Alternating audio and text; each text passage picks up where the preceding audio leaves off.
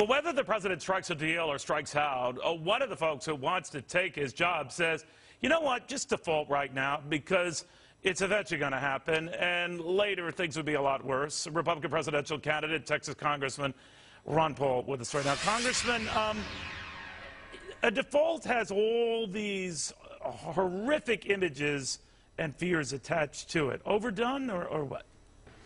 Well, I think there are a lot of big problems, and we can't ignore it, but I see the biggest problem is not admitting that the country's bankrupt. If you don't admit that is the true problem, then you're not going to have it. You're going to have this bickering back and forth, and you won't come up with an answer. But when a country the size of ours gets to the point of bankruptcy, the debt is always defaulted on. There's no doubt about it. So, and this has been known as long ago as Adam Smith would argue this case. But there's only two ways you can default. One is through the deflationary process where debt is liquidated, and the other is by debasing the currency. And politically, it's always easier to debase the currency and have the debt liquidated in real terms than it is to say that allow the bankruptcies to come. I mean, we didn't permit the bankruptcies 4 years ago, and the problems got worse. Our debt exploded. So they're terrible choices. But the worst choice is pretending that the bankruptcy isn't before us and we don't have to admit the seriousness of the problem and address it. You know, that's a brilliant point because, you know what I've always been amazed by, Congressman? How we sustained the AAA rating we have for so many years. Well, you have to remember who gave us the AAA rating. They're the ones who gave pretty good ratings to Fannie Mae and Freddie Mac. Very good point. Very good point. Did they warn us about the disaster coming? No. You have to look to the free market economists to get the real rating. Yeah, that would be like me offering dietary advice. Not a good idea. So let's move on, Congressman, and get your sense of what happens August 2nd, assuming there's no agreement here. To hear the president tell it, we default. But technically, that's not true, is it?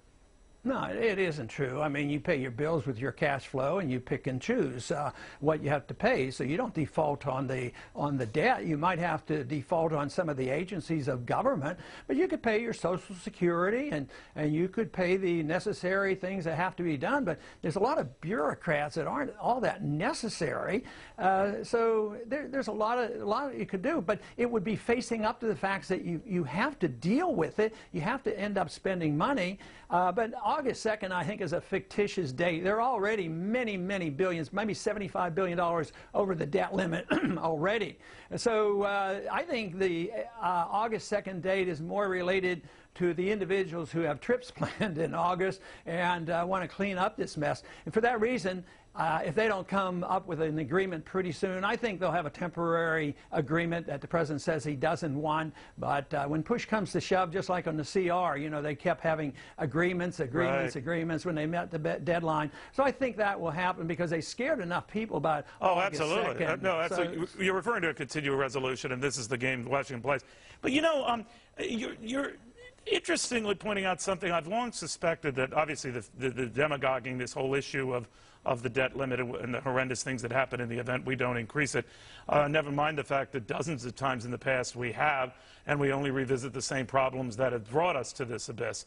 And there must be a growing chorus of folks who are beginning to see things that way, Congressman, or else you wouldn't be doing as well as you are in the polls. I saw one that has you almost tied with Barack Obama. So there might be a sense here that you're onto something and not on something.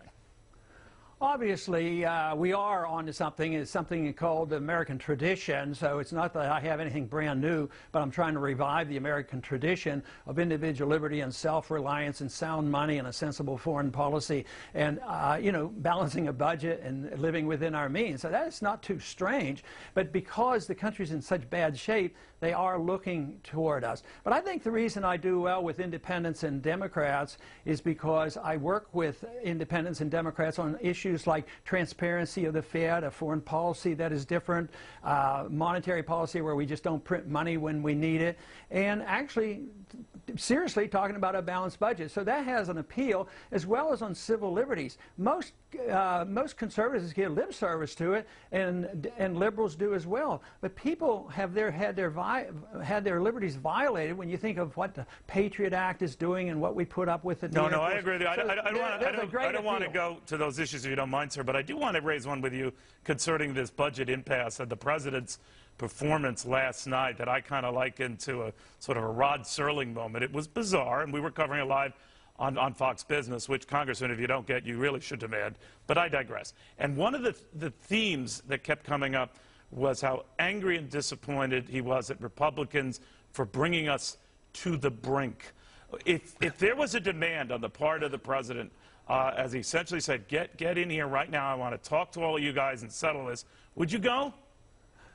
No, I would be pretty annoyed. I was annoyed at him instructing Boehner and the congressional leaders, you get up here at 11 o'clock. Right. So it'll be interesting to see if they weren't there at 11 o'clock. And sometimes you could make the case that since the Congress is in charge of the purse, maybe the president, if he was really a leader and wanted to bring people together, maybe he would say, Mr. Boehner, could I come over and visit with you? I'd like to, talk this over with you. I think that would be a gracious way of dealing with this problem rather than shouting at each other and blaming each other and instructing the leaders of Congress. See, I don't like a very, very powerful presidency. I'm not in this campaign for that purpose because I think the Congress should express themselves more and more responsibilities on the Congress.